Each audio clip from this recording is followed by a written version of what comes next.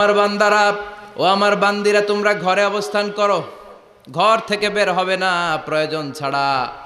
আর জাহিলি যুগের নারীদের মতো নিজেদের সৌন্দর্যকে প্রকাশ করে বের হবে না। কথাটা কার? বলো, কথা কার? আল্লাহর বাণী। আমার বান্দিরা, তোমরা ঘরে অবস্থান করবে, আর জাহিলি যুগের নারীদের মতো নিজেদের বিউটি সৌন্দর্যকে এক্সপোজ করবে না, দেখিয়ে বেড়াবে না। ঘরের মধ্যে তোমাদের অবস্থান, তার মানে নারীর মূল আবাস কেন্দ্র হলো ঘর। পুরুষ থাকবে বাইরে, পুরুষ কাজ করতে যাবে, চাকরি করতে যাবে, সমাজে নেতৃত্ব দিতে যাবে, রাতের বেলা বিশ্রামের জন্য ঘরে আসবে। আর নারী সারাদিন সারা সময় ঘরে থাকবে, ডাক্তারের কাছে যাওয়ার জন্য ঘরের বাইরে যাবে, জরুরি প্রয়োজনে ঘরের বাইরে যাবে, ঠিক কিনা?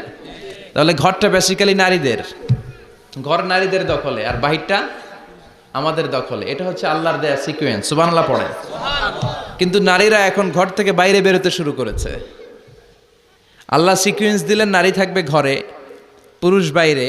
আমরা উল্টায় ফেলছি, এখন আমরা থাকি ঘরে, নারীরা চলে গেছে বাইরে। এজন্য জ্বালা যন্ত্রণা ফ্যামিলির ভিতরে বেশি না কম? আমি বলে থাকি যে নারীরা দুই জায়গায় খুব বেশি যায়, হুমড়ি খেয়ে পড়ে। এক যায় বাজারে, দুই যায় মাজারে, ঠিক কিনা? মাজারে যায় অনেক। এজন্য মায়েরা যারা এতদিন মাজার কেন্দ্রিক ছিলেন, এই অভ্যাসকে আপনারা পাল্টে ফেলেন। মাজারেও যাবেন না, বাজারেও যাবেন না। জরুরি প্রয়োজনে হিজাব মেনটেন করে বাজারে যাওয়া যেতে পারে, কিন্তু এই কাজটা মূলত পুরুষদের। কাদের কথা বলেন? এজন্য আল্লাহ বললেন ওয়াকারনা ফি বুয়ুতিকুন, নারী তোমরা ঘরে থাকো। কিন্তু ঘরে না থেকে এখন বাজার কেন্দ্রিক, মাজার কেন্দ্রিক, ঘরে থাকতে চায় না। ঘরেই যে আল্লাহ কত দায়িত্ব দিয়েছে নারীদের। এক একটা ঘর এক একটা ফ্যামিলি, এক একটা ফ্যামিলি এক একটা ইনস্টিটিউশন, প্রতিষ্ঠান। আর এই প্রতিষ্ঠানের এমডি, ম্যানেজিং ডাইরেক্টর হচ্ছে এক একটা মহিলা। চিল্লা এখন, ঠিক কিনা? রব্বুল আলামিন নারীদেরকে ঘরের এমডি বানালেন, বাড়ির এমডি, ম্যানেজিং ডাইরেক্টর। অনেক কিছু ম্যানেজ করতে হয়। ফুড ম্যানেজমেন্ট জানা লাগে, কুকিং ম্যানেজমেন্ট জানা লাগে, রেয়ারিং আপ দ্য চিলড্রেন জানা লাগে, ডিপ্লোমাসিও জানা লাগে। কেমন করে রান্না করবে এটা জানতে হয়, কেমন করে ঘরকে ক্লিন রাখবে জানতে হয়, কেমন করে ছেলে মেয়েকে লালন পালন করতে হবে জানতে হয়, কেমন করে স্বামীর মন জুগিয়ে শাশুড়ির মন জুগিয়ে চলতে হয় সেটাও জানতে হয়। এটার বলে ডিপ্লোমাসি। কূটনৈতিক জ্ঞান না থাকলে আরেক বাড়ির মাইয়া নতুন এক বাড়িতে যাইয়া সবার সাথে মিলেমিশে চলতে পারে? কথা কন। তো আপনার ডিপ্লোমেসি জানা লাগে, আপনার food management, cooking management, washing management, rearing up the children, চিলড্রেনদেরকে কিভাবে বড় করতে হয় এটা জানতে হয়। তো এত দায়িত্ব ধুইয়া, আপনার ম্যানেজিং ডাইরেক্টরের দায়িত্ব ধুয়ে আপনি বাইরে যান কেন? কথা বলেন। এজন্য আল্লাহ বললেন ওয়াকারনা ফি বুয়ুতিকুন্না, ঘরে থাকবা। ঘরে থাকলে ওই ঘরটারে বরকতময় করে দেয় কে? আল্লাহ। দেখবেন যেই ঘরে নারী থাকতে পারে না, ওই ঘরটা উস্কো খুস্কো, রুক্ষ, ভালোবাসার ছোঁয়া নাই। ওই ঘরের মধ্যে মাধুর্যতা নাই, প্রেম নাই, মমতা নাই, সব কেমন যেন অগোছালো। কারণ নারীর হাত পেলে একটা ঘর যেরকম সুন্দর হয়, নারীর হাত না লাগলে ঘরটাকে ওই রকম সুন্দর করে সাজানো যায়। মাঝে মাঝে আমরাও ঘর গুছাই, মাঝে মাঝে আমরাও ঘরকে পরিচ্ছন্ন করতে চাই, কিন্তু মেয়েরা যেমন করে সাজায় আমরা তেমন করে পারি নাকি? কথা কয় না? কথা বলেন। পারি। আমরাও মাঝে মাঝে রান্না করি, মহিলা রান্না করলে যেই স্বাদ হয় আমাদেরটা ওইটা হয়। কথা বলেন। এজন্য আল্লাহ বললেন ওয়াকারনা ফি বুয়ুতিকুন্না, ঘরে থাকবা। পুরুষরা থাকবে বাইরে, তোমরা প্রয়োজনে বাইরে যাবা। আর পুরুষরা রাত্রি বেলায় বিশ্রামের প্রয়োজনে ঘরে আসবে। কার কথা? কার কথা? আবার আল্লাহ নারীদেরকে বললেন চোখ নামাও, আমাদেরকেও বললেন চোখ নামাও, তাদেরকেও বললেন চোখ নামাও। ওয়াকুল্লিল মুমিনাতি ইয়াগদুদনা মিন আবসারিহিন, ও নবী নারীদেরকে বলেন তারাও যেন পরপুরুষ দেখলে চোখ নামিয়ে রাখে। ওয়া ইয়াহফাজনা ফুরুজাহুন্না, তারা যেন তাদের প্রাইভেটসকে হেফাজত করে। ওয়ালা ইউবদিনা যিনাতাহুন্না ইল্লা মা যাহারা মিনহা, দেহের সৌন্দর্য যেন বের না করে দেয়। ওয়াল ইয়াদরিবনা বিখুমুরিহিন্না আলা জুয়ুবিহিন্না, আর তাদের বুকের উপরে যেন একটা চাদর নামিয়ে দেয়। সুবহানাল্লাহ। ওড়নাটা যেন, উন্নত বক্ষটা তারা ঢেকে রাখে। এখন বুকের উপরে ওড়না থাকে না, ওড়না থাকে গলায়, ঠিক কিনা? অবশ্য এইখানে যে বোনেরা আসছে এদের এই সমস্যা নাই, এরা সবাই বোরকা পরে আসছে। এদের আত্মীয় স্বজনের মধ্যে ঝামেলা থাকতে পারে, তো আপনারা যে পৌঁছে দিবেন। ওড়না থাকবে কোথায়? নারীদের বুকের উপরে ওড়না থাকবে, চাদর থাকবে। গলার মধ্যে ওড়না রাখার জন্য বলা হয় নাই। ওয়ালিয়াদরিবনা বিখুমুরিহিন্না আলা জুয়ুবিহিন্না, বুকের উপরে রাখো, নিজেকে ঢেকে রাখো, হেজাব করো। হেজাব করলে নারীর মর্যাদা বাড়িয়ে দেয় কে? সম্মানিত বোনেরা, নারী স্বাধীনতার কথা যারা বলে টেলিভিশনে, এগুলো শুনে আপনারা ভড়কে যাবেন না, এগুলো শুনে আপনারা পাগল হবেন না। মনে রাখবেন, হেজাব আপনার অধিকার, হেজাব নারীর অধিকার, এটা নারীর সৌন্দর্যের প্রতীক। হেজাব নারীর আভিজাত্যের প্রতীক। হেজাব নারীর সৌন্দর্যের প্রতীক, আভিজাত্যের প্রতীক, তার রূপের প্রতীক। এটা তার অধিকার। চিৎকার করে বলেন ঠিক কিনা? কেমন করে হেজাব দেহ থেকে সরাতে হয়, কেমন করে দেহ থেকে কাপড় নামানো যায়, এটা হইল শয়তানের মিশন। এটা কি? শয়তান যখন নিষিদ্ধ ফল সাইয়েদনা আদম আর হাওয়া আলাইহিস সালামকে খাইয়ে দিল, সাথে সাথে জান্নাতের কাপড় পড়ে গেল। জান্নাতেও কাপড় খুলে দিল, দুনিয়াতেও খুলে। ঠিক কিনা?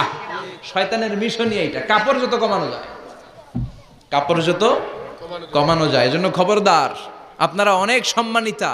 খেয়াল রাখবেন, পৃথিবীতে যে জিনিসের মর্যাদা যত বেশি, সম্মান যত বেশি, যেটা যত বেশি দামি, ওইটা তত বেশি প্যাকেটের ভিতরে থাকে। ঠিক কিনা?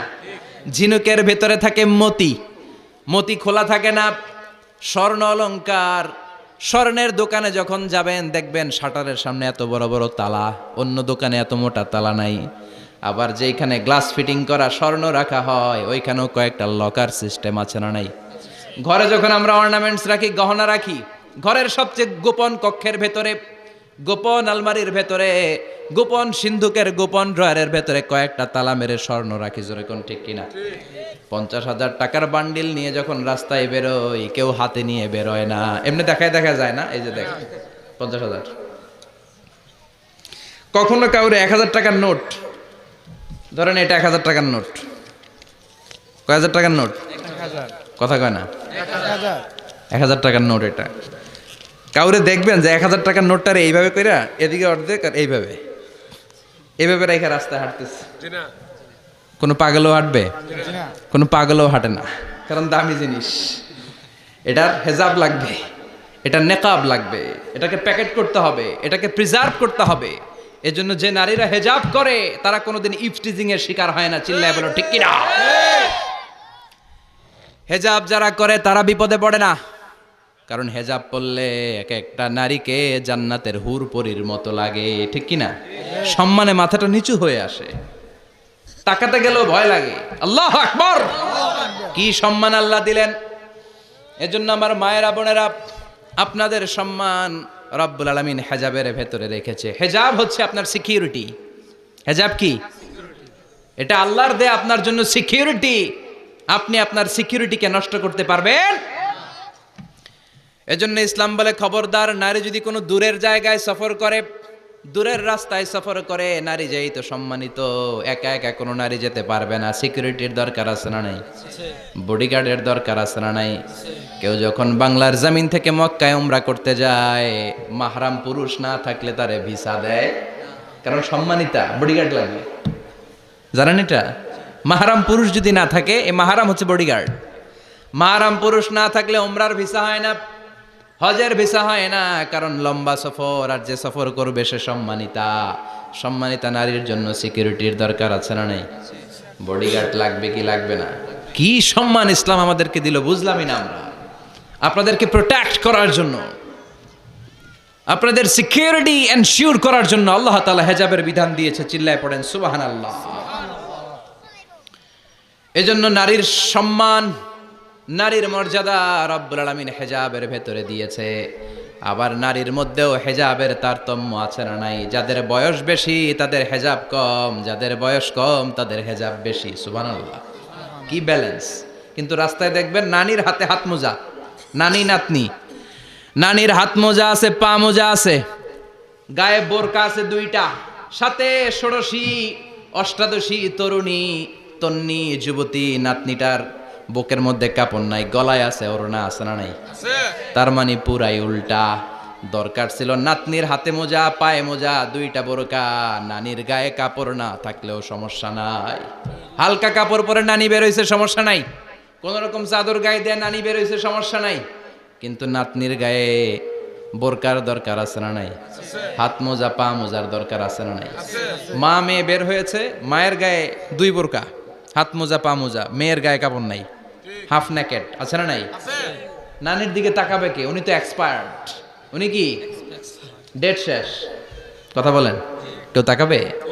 তাকাবে ওই ষোড়শী অষ্টাদশী তরুণী তন্নি যুবতীর দিকে, ঠিক কি না?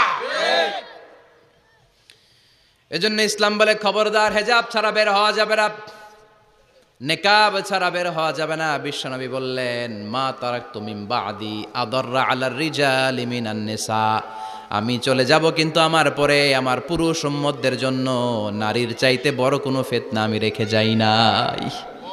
আর বনি ইসরাইলের জামানায় সবচেয়ে বড় ফিতনা হয়েছিল নারীর ফিতনা, নারী কেলেঙ্কারি। এই জন্য নারীরা, বোনেরা, আপনাদেরকে সাবধান থাকতে হবে। নারীর ফিতনা বড় ফিতনা। নারী ভালো হলে সবচেয়ে ভালো, নারী খারাপ হলে নারীর চেয়ে খারাপ কেউ হতে পারে।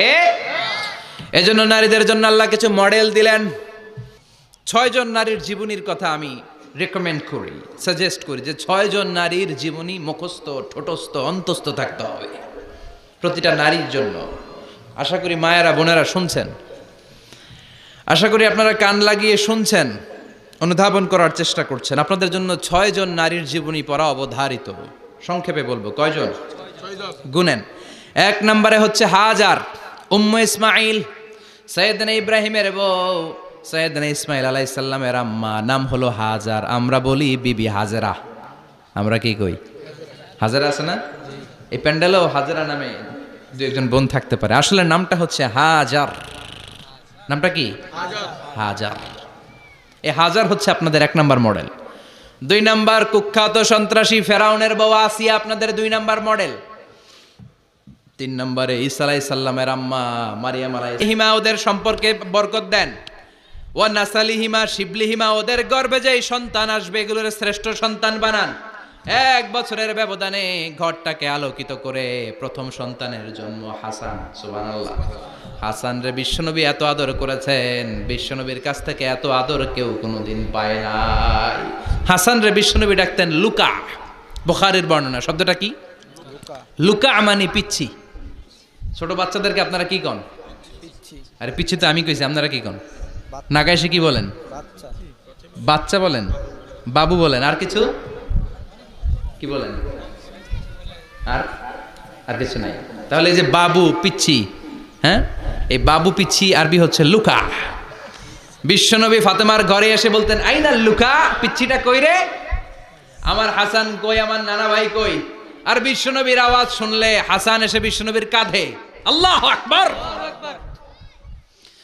বিশ্বনবী বলতেন, ফাতেমা আমার কলিজার টুকরা, যে ফাতেমারে কষ্ট দেয় সে আমারে কষ্ট দেয়, ফাতেমারে আনন্দ দেয় মানে আমি বিশ্বনবীরে আনন্দ দেয়। এই ফাতেমা সব সময় পর্দায় থাকতেন, দিনের বেলা বেরোতেন না, সারা দিনে টয়লেট করতেন একবার, সেটাও করতেন রাত্রে, যাতে দিনের বেলা কেউ তারে না দেখে। কি ব্যালেন্স লাইফ, কি ব্যালেন্স লাইফ। রাতে একবার টয়লেটে যাওয়া মানে কি সারাদিন খাওয়া দাওয়া এরকম ব্যালেন্স করে করতেন। কেউ দেখতে পারে নাই ওনারে, কেমন ছিল কেউই জানতো না। এমন ভাবে চলাফেরা করতো, কোনো পুরুষদের সামনে দিয়ে কখনো যেতেন না। এজন্য ইন্তেকালের আগে আলীকে বললেন, আলী, বিশ্বনবীর ওসিয়ত অনুযায়ী কিছুদিন পরে আমি আমার বাবার সাথে সাক্ষাৎ করব। ইন্তেকালের সময় বেশি লোক আমার জানাজাতে আসার দরকার নাই, নিজেরা দোয়া করে দিলে চলবে। আর আমার জানাজার খাটিয়ার উপর দিয়ে বিশাল একটা বোরকা দিয়ে দিও। এটার আরবিতে বলে নাউশ। কি বলে? এই প্রথম কোন নারী তার খাটিয়ার উপরে নাউশ ব্যবহার করেছে, জন্য এটাকে বলে সুন্নাতু ফাতিমা, ফাতেমার সুন্নাত। সাইয়েদাতুনা ফাতেমার আগে কেউ জানাজার খাটিয়াতে নাউশ ব্যবহার করে নাই। আল্লাহু আকবার। আলীকে বলে গেলেন, আলী, অল্প কয়েকজন পুরুষ নিয়ে জানাজা দিও, বেশি মানুষের কাছে আমার নিও না। দুনিয়ার বুকে আমি লুকিয়ে লুকিয়ে চলতাম, মরার পরে লুকিয়ে লুকিয়ে আল্লাহর কাছে চলে যেতে চাই, পুরুষদের সামনে আমার নিও না। ও মা, এই ফাতেমার জীবনী থেকে আপনার জন্য শিক্ষা হলো পর্দা। সব সময় এই পর্দাটা দেহে থাকার দরকার আছে না নাই? রাজি আছেন তো? তাহলে এই 6 জন নারীর জীবনে যদি আমার মায়েরা পড়ে, আমার মায়েরা বোঝে, ওই মায়েরা বিপদগামী হতে পারে নাকি?